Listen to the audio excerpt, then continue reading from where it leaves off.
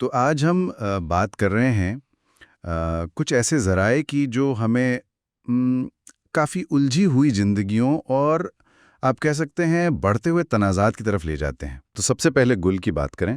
ذرائع تو یہی بتا رہے ہیں کہ اس نے سالے سے شادی کا فیصلہ کر لیا ہے، لیکن یہ مطلب آزادانہ فیصلہ تو نہیں لگتا ہے نا؟ آزادہ خاتون کا دباؤ بالکل واضح ہے۔ وہ کہہ رہی ہیں کہ اس لڑکے سے شادی کرو اور فوراً نکلو یہاں سے۔ گل جو ہے وہ اپنی ماں کی خاطر اپنی خوشی قربان کر رہی ہے۔ فرات کا ری ایکشن بھی ہے۔ وہ تو سیدھا گل سے کہہ رہا ہے کہ تم اس سے شادی نہیں کر سکتی۔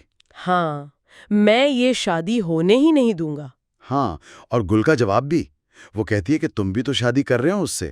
اچھا، دوسری طرف دیکھیں تو باران اور دلان، وہ دونوں مل کر گلشیا کے ماضی کی تحقیقات کر رہے ہیں، جیسے وہ انگوٹھی کا ڈیزائنر ڈھونڈ رہے ہیں، اور یہ پتہ چلا ہے کہ گلشا ایک وہ سائیکالوجسٹ ہے پاس جاتی تھی۔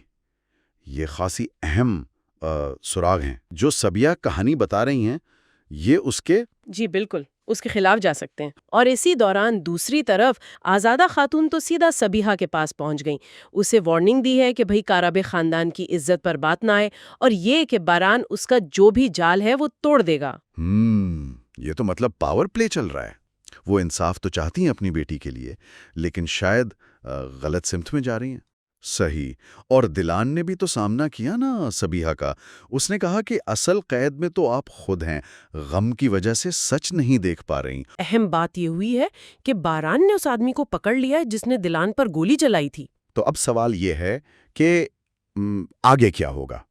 کیا باران اس گولی چلانے والے سے سچ نکلوائے گا؟ اور کیا گل کی شادی ہو جائے گی، یا فرات جیسا اس نے کہا وہ اسے روکنے میں کامیاب ہوگا؟ ہاں، یہ بڑا سوال ہے۔